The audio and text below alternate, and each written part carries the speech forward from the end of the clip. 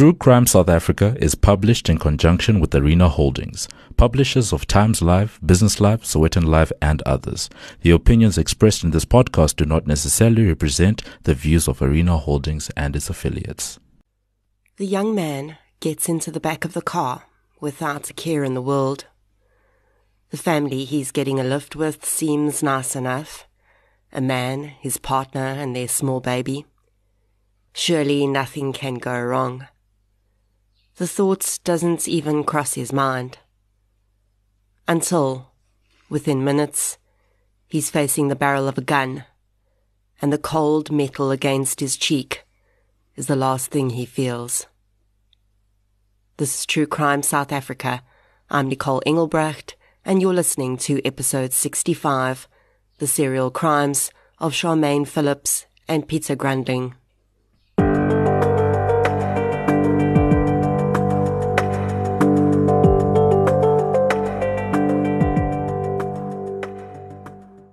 This episode is sponsored by Dial-A-Bed.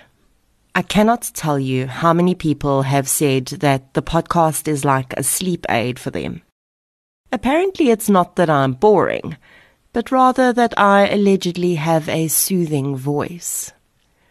So if you're prone to listening to the podcast while you drift off into dreamland, you probably want to make sure that your bed is supporting a great night's sleep too. It's easy to forget about the little things that insulate us from all the craziness that goes on in the world. But there's a place that's your sanctuary, a place that makes you feel all safe and snuggled up. Your bed. But it's not just a bed to you, is it? Beds aren't just a place we open our eyes every day. Beds are more than stitching and cushioning and coil springs. Beds are life and love. Dial-A-Bed understands the importance of comfort and makes every single bed with something special. Dial-A-Bed makes beds for rest and all the rest. Upgrade your bed today by visiting a Dial-A-Bed store or shopping online at dialabed.co.za. A huge thank you to Dial-A-Bed for supporting True Crime South Africa. Before we get into today's episode, I'd like to thank our new Patreon supporters. A huge thank you goes out to Grant Wides, Susanna, Erin Slatterly, and Michelle for your support on Patreon. Thank you so much, everyone. Your support really does make a huge difference. If you'd like to support the show on Patreon or PayPal, I'll leave the links in the show notes. There are now additional ways that you can support the show, with 2 online businesses providing 10% discounts when you use the code TCSA10 at checkout. You can get your health and beauty needs at King Online, and you can get all your printing requirements designed, printed, and delivered by PrintCrowd. You can also help to support me as an individual creator by checking out the companion podcast I created with Showmax for the Devilsdorp documentary, or by purchasing the Krugersdorp Cult Killings audiobook on Audible, Google Play Books, or Apple Books. As always, any form of support is greatly appreciated, and it doesn't have to be financial. Sharing of episodes, inviting your friends and family to listen, and interacting on social media all go a long way to keeping the show growing and improving. You can also leave a review on the podcast app you use to listen. If your podcast platform does not have that option, a Google or Facebook review is equally helpful. The case I'm covering today takes us back a good couple of decades, but I think it's a story that is as relevant today as it was in the 1980s.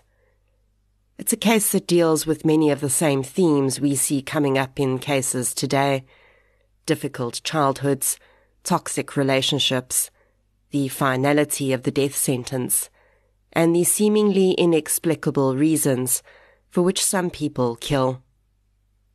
Killer couples are rare, even more rare than female killers, which, if you look at the statistics, are really not that rare at all. In researching today's case, I used the book Blood on Her Hands by Tanya Faber and the book Fatal Females by Mickey Pistorius. So let's get into Episode 65, The Serial Crimes of Charmaine Phillips and Pieter Grundlingh. The following episode may contain sensitive material, including descriptions of violence, sexual assault, or graphic descriptions of injuries to victims. If you feel you may be triggered by such material, please consider this before accessing our content. To access trauma counseling or services, please see the helpline information on our show notes. Charmaine Phillips was born into a family already in turmoil. Her mother was an alcoholic, and her father had been diagnosed with schizophrenia in his early 20s, but he was not taking his medication. Instead, he used dacha on a daily basis, which only served to worsen his psychotic symptoms. Her parents already had 3 children by the time Charmaine was born, and by the time she had turned 7, her mother had fallen pregnant with twins. In a household already struggling to make ends meet, with significantly substance-dependent parents, this was like adding fuel to the fire. Soon after the birth of the twins, Charmaine and all her siblings were temporarily taken into the care of the state. Her records would show that the girl, who was wetting her bed, clearly due to the emotional turmoil that was her life, had been beaten by her foster parents every time she did.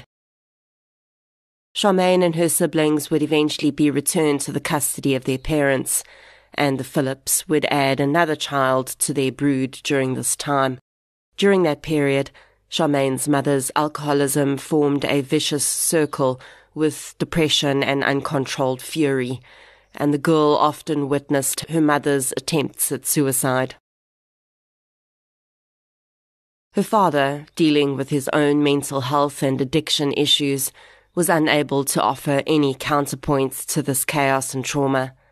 In fact, Charmaine's mother would eventually accuse him of having sexually abused some of the children and had him leave the home.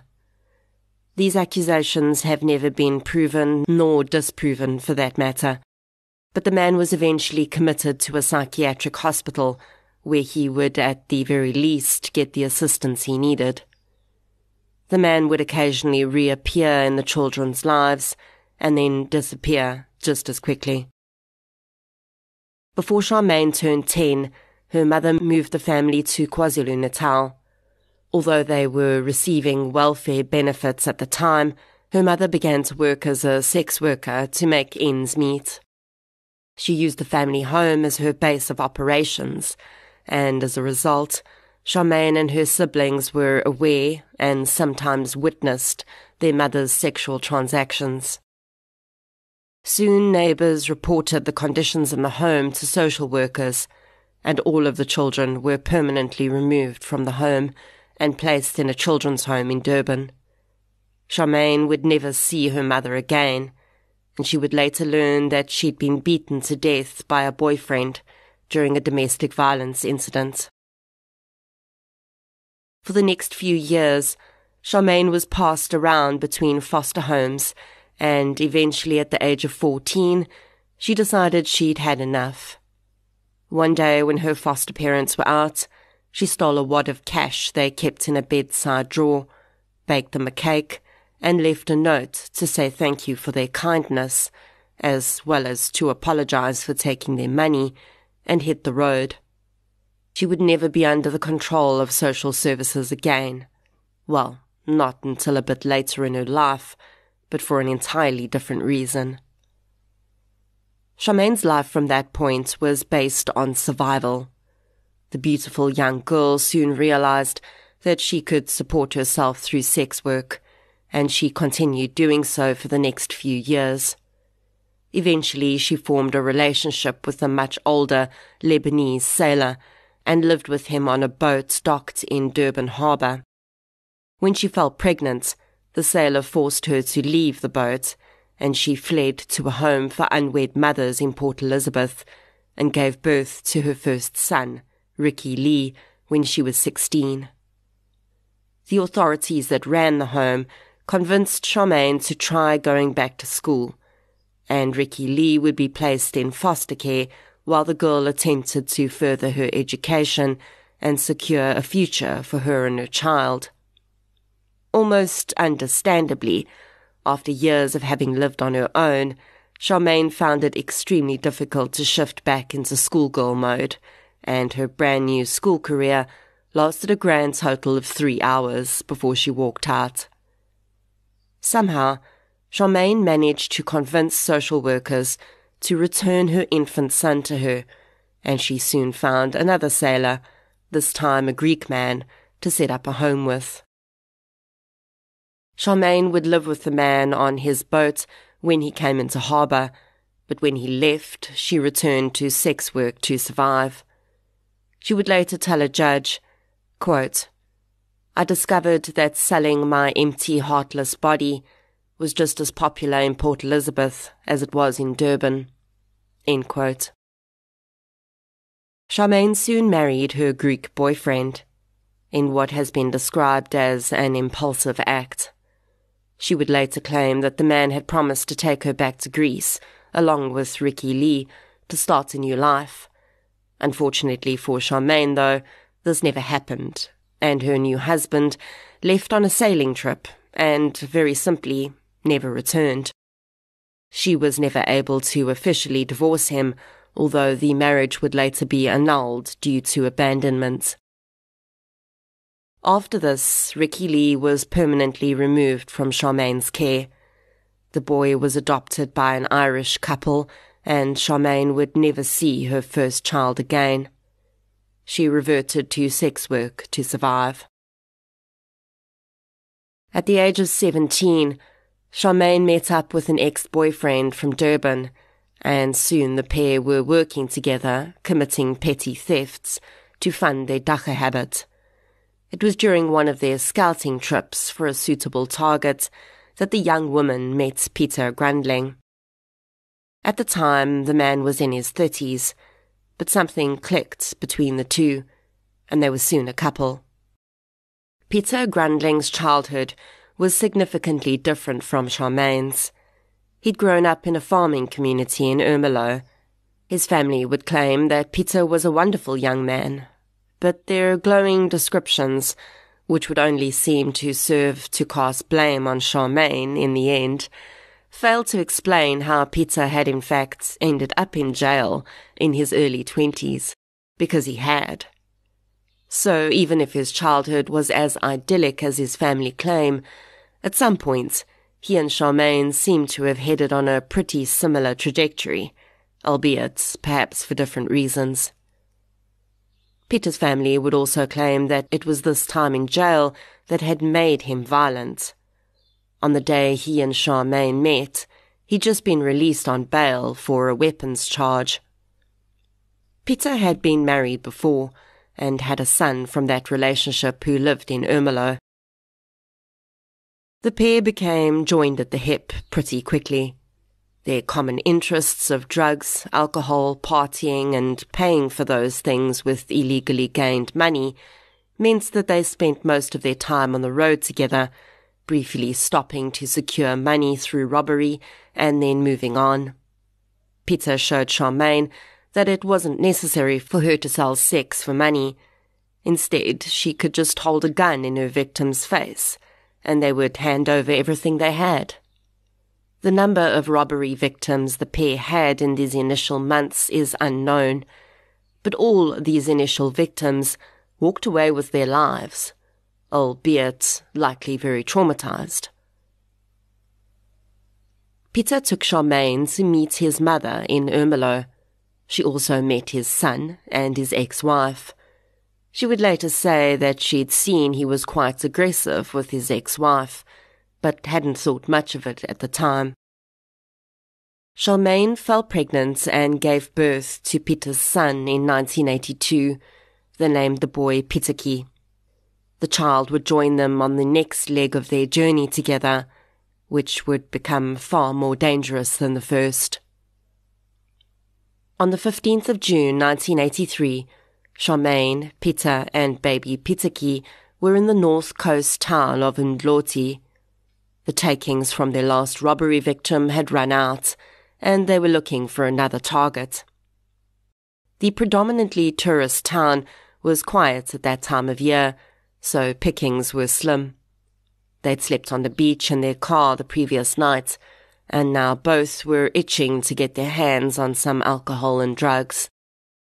They decided that a bar in Durban called Smugglers would be the best place to find a target. There, a menagerie of sailors, rich city kids, and sex workers all shared the bar and nightclub, and there would be victims aplenty if they played their cards right. 39-year-old Gerald Meyer had been surfing all day when he walked into Smugglers, ordered a beer, and sat at the bar to watch rugby on television. A few minutes after he'd settled in, Pieter Grundlingh arrived at the bar, ordered drinks, and started chatting to Gerald. He then invited the man to join him and Charmaine at their table. A few hours in, Gerald, relaxed by a good few beers, thought nothing of Pieter's invitation to join them on a drive and to smoke a joint or two. Gerald noticed that Pieter seemed to be taking them to a pretty isolated place to smoke, and little Pieter had woken up in the back seat next to him and started to cry. The child's mother sat in the front seat, rolling a joint. Gerald asked Pieter why they were driving for so long and why they didn't just stop and smoke. Pieter said he wanted to find somewhere where they wouldn't be disturbed by police. He wasn't lying. After about 20 minutes of driving, Pieter pulled into an isolated spot surrounded by cane fields. He got out and invited Gerald to join him for a smoke. It's likely that the man had started to suspect that the couple were less than safe at this point, because he declined. Before he knew what was happening, Pieter was dragging him out of the back seat of the car. Charmaine and Pieter frisked him, taking his keys and money while pointing a gun in his face. Then, as Gerald put his hands up to shield his face, the trigger was pulled, and he was shot point blank in the head. He died almost instantly. The couple who'd spent the evening with their victim, chatting and laughing with him, left Gerald's body laying in the cane field and drove away. Little Pieter screamed in the back seat, as though he had some idea of the horror that had just unfolded around him. The couple lay low for 3 days. Gerald was reported missing by his family, and his body was discovered, but no link was made back to the very normal-looking couple with their baby. On the 4th day after Gerald's murder, Charmaine and Pieter decided that it was safe to emerge, and they left the small town behind and headed for Richards Bay. When they arrived there, Pieter reached out to a friend and arranged that they crash at his house for a few nights. Using the money stolen from Gerald, they stocked up on milk, nappies, alcohol and dagga. You know, the necessities. And arrived at the friend's home. A few nights after their arrival, Pieter decided he wanted to go out to a local pub for a drink. He returned home in a relatively short order, but he wasn't alone. Vernon Swart was 28 years old and looking for a lift to Empangeni when he met Pieter Grundlingh at a local bar. Pieter had smiled and, like the predator he clearly was, invented a story on the spot about how he and his partner were also headed to Empangeni and he should drive with them. After some drinks and joints at their temporary home, the couple, their baby, and the unsuspecting Vernon Swart all packed into Pieter's car and set out. An hour after they'd set off, Pieter pulled off on the side of the road in the town of Melmoth. Before Vernon could ask a single question, he was dragged from the vehicle and tied to a nearby tree. Almost as soon as he was securely tied, a single shot rang out, hitting Vernon in the head and killing him instantly. The couple rifled through Vernon's pockets, taking his wallet, 270 rand, and some photographs. They then drove back to their friend's house where they spent the night before gathering up their belongings and heading back out on the road. Over the next few days, they moved from town to town, doing their best to maintain a low profile. Seemingly wanting to put as much distance as possible between them and the two dead bodies, within a week, Charmaine, Pieter and Pieter were in Ermelo, Pieter's hometown. There, Pieter met 32-year-old Barend Gravenstein at a bar. Again, this man sought a lift, and the couple's destination magically lined up with his. Barend was heading out to Kinross, which was about an hour from Ermelo. When everyone piled into the car, Pieter told Barend that they were going to be stopping off in Secunda first for a braai with friends. Barend was happy to accompany them. While at Pieter's friend's house, the group of people sat watching rugby when Barend joked that he would bet the 800 rand in his bank account on one of the teams winning. Upon hearing this, Pieter jumped up and said it was time to go. With baby Pieter sleeping in his mother's arms, Pieter steered the car to a nearby dam. Barend was confused but had little time to think before he found himself being dragged out the car and robbed of his bank card and pocket knife. At gunpoint, the couple forced him to give them his PIN number. The number was no sooner out of his mouth than he was shot in the head. His body was dumped near the dam. Just a kilometre down the road, the couple stopped again, this time outside a house. Pieter had known the family from his time living in Ermelo and knocked at their door, despite the late hour, until the family's domestic worker opened. The woman told Pieter that the family was away on holiday, but Pieter managed to convince her, no doubt using Charmaine and their infant child as a ploy, that they needed a place to stay for the night, and he knew the family well enough that he knew they wouldn't mind. By sun-up the next morning, Charmaine, Pieter and Pieter were on their way to Bloemfontein. On arrival there, they withdrew all of the money from Barend's bank account. With each victim, the time that the couple had spent with each man before killing them had decreased, and when they saw 25-year-old Martin Morforsi walking on the side of the road, the pair had no intention of changing that pattern. They pulled over and offered Martin a lift, and the young man agreed. While driving, Pieter asked Martin if he had any dacha for them to share, and when the young man said he did, Pieter pulled over in a clearing. As was their standard MO by now, the minute the car came to a stop, Martin was dragged from the vehicle, robbed of his money, and shot. A single bullet to the head, ending his young life immediately. Despite the 4 victims being spread across a relatively large geographic area, the common MO and witness sightings the police were starting to gather meant that by the time Charmaine and Pieter drove away from Martin's body, the police were already on their trail. Their spree had lasted 16 days to that point, and just a few days after Martin's murder, the couple saw their own faces on the television show Police File. If we think that intensive media focus on murderers and little concern for the victims is a problem we only have in criminal cases today, then we would be entirely wrong.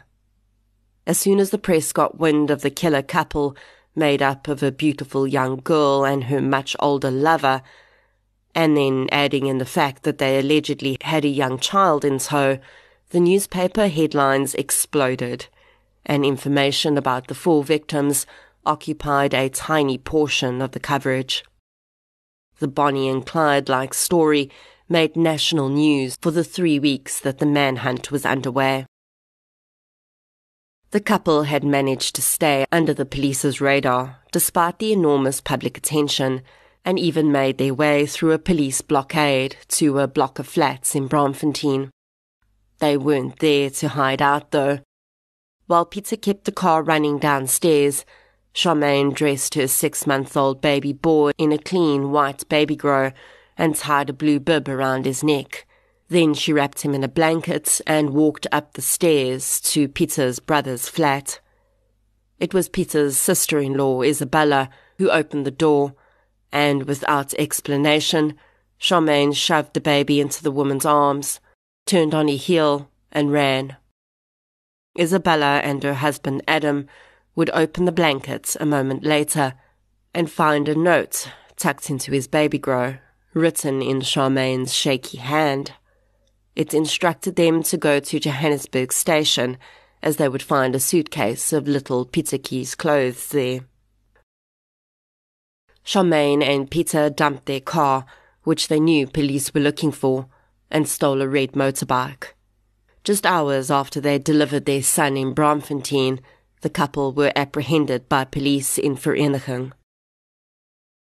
With the couple in custody and charged with 4 murders and many counts of robbery, the next phase of media hysteria began around the case, when the couple's trial started in October 1983. The pair presented quite differently in court, with Pieter having the support of his family, especially his 66-year-old mother, who attended every day of the trial and cried non-stop. Charmaine, on the other hand, had no one. Her mother was dead, and she had no idea if her father even knew she'd been arrested. The press focused squarely on the pretty young woman, and for her part, she didn't seem averse to the attention. She seemed to want to promote the idea that she was wild and uncontrollable, likely despite her attorney's advice to the contrary. Charmaine hissed, swore, and spat in the faces of journalists. Her behavior became so bizarre and out of control that 3 weeks after the trial had commenced, the judge ordered that she be sent for psychiatric observation. For 3 months, everyone wondered what the outcome of the assessment would be. Would psychiatrists find that the young girl had been so damaged by her upbringing that she had not understood the difference between right and wrong anymore? When the trial resumed in early 1984, no such analysis was forthcoming. Charmaine was found to have no significant mental health issues, and she was fit to stand trial. When Charmaine had entered her period of psychiatric observation, her attorney had given her 50 rand to buy food while she was there, as the meals available were famously poor. Instead of spending the money, though, Charmaine had kept it, and on her way to court on resumption of proceedings, she'd been allowed to purchase a teddy bear. Social workers brought Pietertjie, then 18 months old, into the holding cell area before the trial began. Charmaine had dreamt of the moment she would give her little boy the gift and see his smiling face. But when she handed it to him through the bars of her cell, the little boy turned his head away, suddenly afraid of this woman who was all but a stranger to him. Most of the trial was spent trying to determine whether Charmaine was indeed a cold-blooded killer or a victim of her much older lover's influence. In a seemingly coordinated ploy, both Charmaine and Pieter claimed to have pulled the trigger in all 4 murders. Of course, what this would do would raise doubt on the ultimate guilt of either party. It would also do something else, though, and this is believed to be the real motive behind the claims. In 1983, the death sentence was still very much on the table, but it would only apply to one of the pair. Because Charmaine was under 21, and according to law, no one under the age of 21 could be sentenced to death. The judge believed that this was why Charmaine had tried to claim that she'd pulled the trigger, because then Pieter may not hang. When the judge handed down the sentences to the couple, though, he made it clear that to him it made no difference who'd pulled the trigger. They were equally responsible. He also made it clear that if Charmaine had been of age, he would have had no problem giving her the same sentence as the one he handed down to Pieter. Pieter Grundlingh was sentenced to death. Charmaine Phillips was given 4 life sentences. There had been another strange relationship that had formed around this case, and that was between Pieter Grundlingh and the man who'd hunted him down. Detective Ivor Human had relentlessly worked to track and arrest Pieter and Charmaine, but after the arrest, the 2 men had become good friends. So much so that Human had invited Grundlingh to dinner at his house on the night before his sentencing. And so it was that on the day before Pieter Grundlingh was due to hang, one of the 3 people he asked to see was Detective Ivor Human. Human arrived soon after hearing of the request and spent some time chatting with the condemned man. Grundlingh handed him a full confession letter detailing every event in the spree, and in it he took full responsibility for the murders. Human believed that this was a last-ditch attempt on Grundlingh's part to somehow save Charmaine. In July 1985, Pieter Grundlingh climbed the 52 stairs to the gallows, where 7 nooses hung waiting only for the condemned they would put to death. Pieter stood over a trapdoor as a hood was placed over his head, followed by a noose. Within minutes, the trapdoor opened, and Pieter's life was ended. He was buried in an unmarked grave in Zandfontein Cemetery, in an area reserved for condemned prisoners, unidentified deceased people, and those whose families had no means to bury them privately. Charmaine's street smarts and her tenacious nature meant that she quickly worked her way up the ranks of the prison gangs and became feared and respected. In her first 6 years behind bars, she spent a significant amount of time in solitary confinement. In her 7th year in prison, a slow change seemed to overtake the young woman. She started to learn hairdressing skills and found she was very talented at the trade.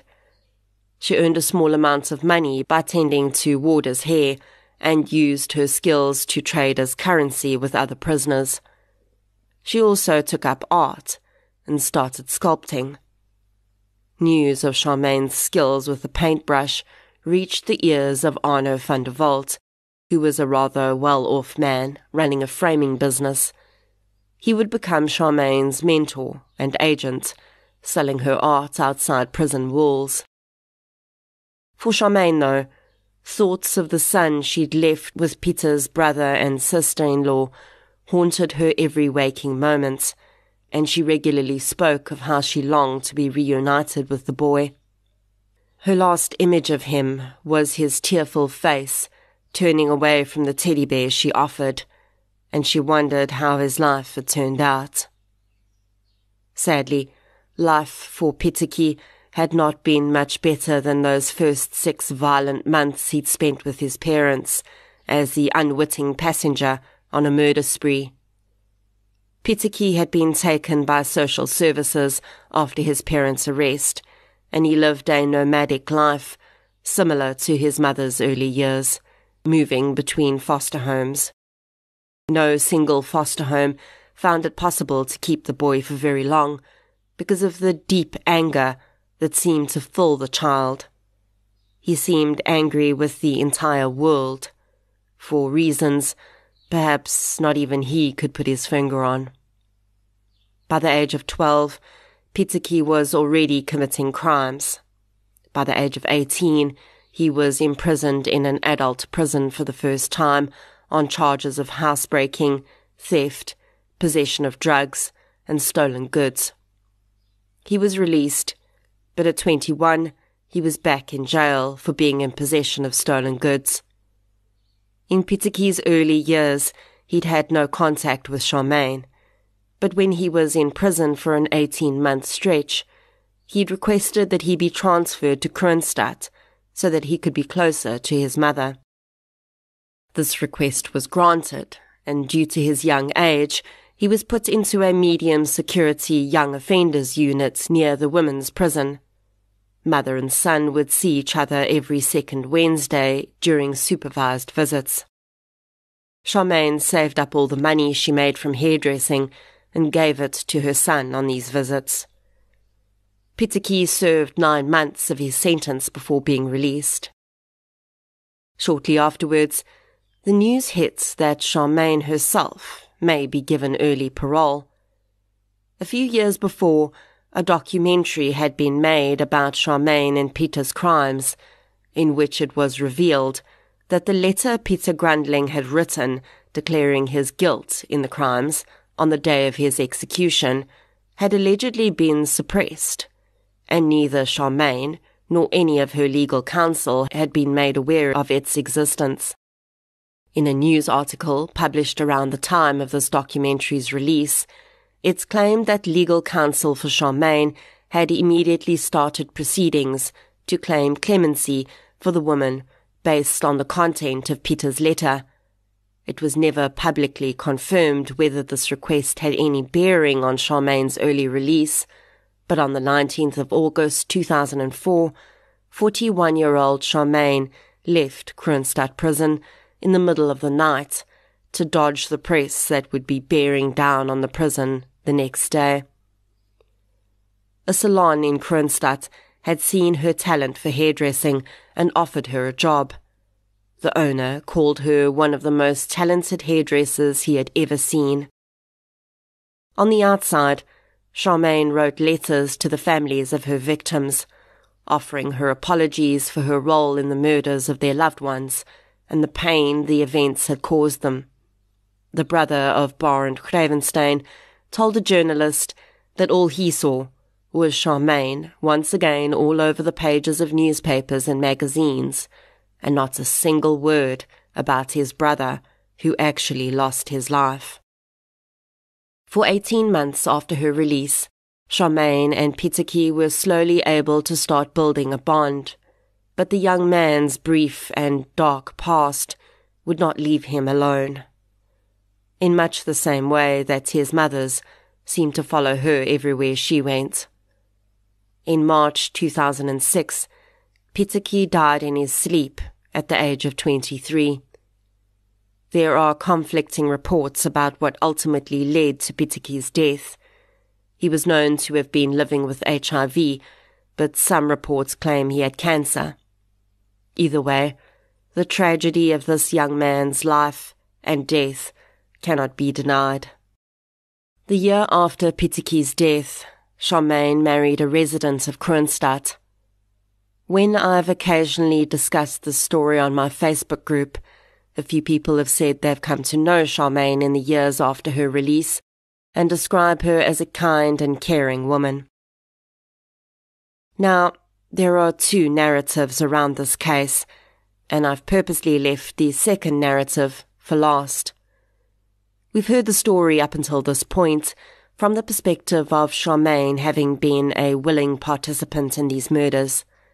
Heck, she even confessed to pulling the trigger at one point, whether that was true or not. In Mickey Pistorius's book, Fatal Females, a different narrative is presented, and that is one of a woman living in fear. I cannot say for sure where the narrative presented in Pistorius's book comes from.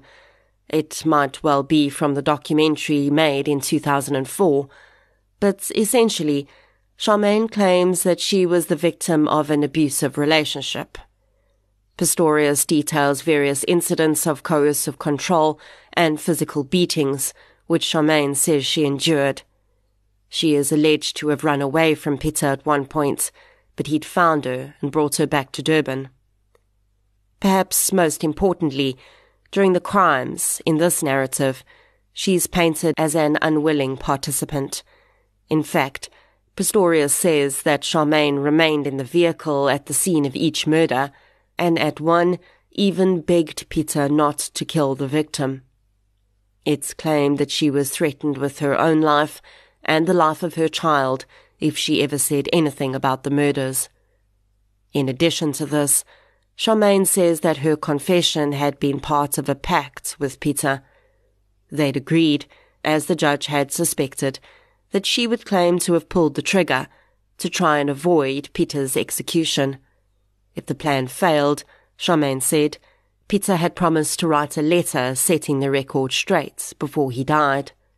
He'd done this, but because the letter had not been handed over to anyone, Charmaine says she'd believed Pieter had gone back on his word. When the documentary revealed that the letter had indeed been written, she decided to tell her full story. Despite including the story in her book, Pistorius doesn't give much insight into what she thinks may have been the true narrative behind the crime. I'm certainly not going to deny the possibility that Charmaine Phillips may have been the victim of domestic abuse.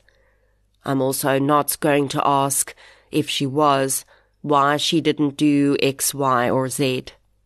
Because far too often, we ask why victims of domestic abuse don't leave or say anything, and that's not the question we should be asking. We should be asking why they are being abused in the first place. I'm pretty hesitant to accept that Charmaine was a completely unwilling participant in these crimes, though, for two reasons. Firstly, because in almost every case of a female-male killing partnership, we see the instant narrative emerging that the female participant must have somehow been coerced, and while that may sometimes be the case to an extent, I don't think it's fair to assume that it's always the case. The second reason that I'm unwilling to automatically accept this narrative is because Pieter Grundlingh had not killed before he met Charmaine Phillips, so why did he start killing when he met her? This is something we see in almost every murderous partnership. We saw it in cases like Fred and Rose West in the UK, and even to a larger extent in the Krugersdorp murders. When two or more people with existing pathologies come together in this way, or rather, in a sense, seek each other out, the perfect storm occurs. Each member of the partnership fulfills something within the other that empowers their pathologies and helps them to take that step over the line. There's a lovely little romantic meme that goes around on social media regularly that I think describes this perfectly. Quote, "And then my soul saw you, and it kind of went, oh, there you are. I've been looking for you." End quote. Now those words are supposed to describe a perfectly healthy pairing of two people meeting and recognizing in one another what they've been searching for. But I think it works for couples like Charmaine Phillips and Pieter Grundlingh too. Yes, Charmaine had a horrific upbringing. She had a terrible start in life, and for that I have complete empathy. And she may well have continued that cycle of abuse with Pieter Grundlingh, and maybe she didn't necessarily want anyone to die. But I do believe that when she met him, something that was already inside her said, "Oh, there you are. I've been looking for you." And something in Pieter Grundlingh said it back. When Pieter was hung by the neck until he died, that something died with him. And perhaps Charmaine has never and will never again find someone that wakes up that part of her. Or maybe it's gone too, and it died with Pieter. As has seemingly always been the case with this story, I've spent a lot of time talking about the two perpetrators. So in closing, let's talk about the victims. Gerald Mayer was 39 years old. He loved surfing, and I can actually picture him being in the water as long as he could get his board out there. But he didn't get that chance.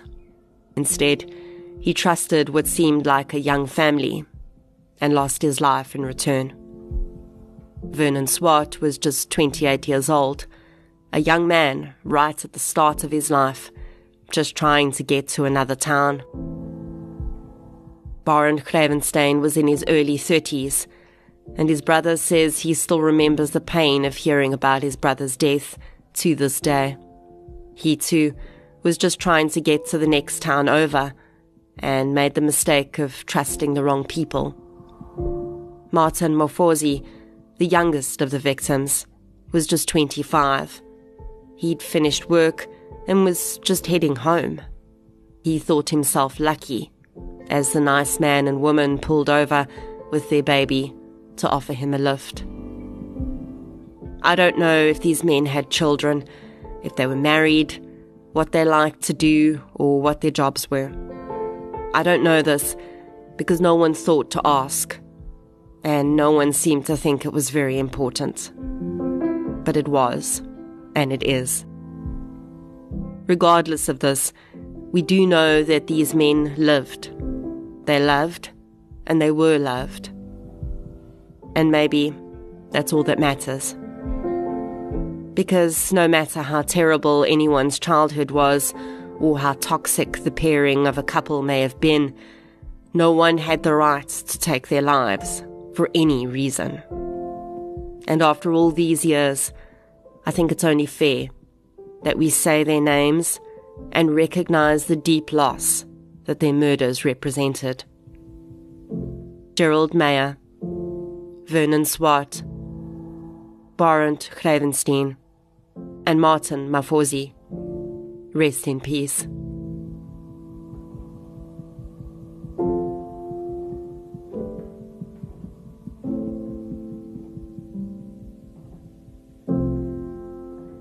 Thank you for listening to episode 65, The Serial Crimes of Charmaine Phillips and Pieter Grundlingh. If you enjoyed this episode, please be sure to subscribe to the show on the platform you're using to listen right now. You can also follow us on social media. We're on Facebook, Instagram, and Twitter. I'll be back next week with another episode. Until then, as always, thank you for your support, and I'll chat to you soon.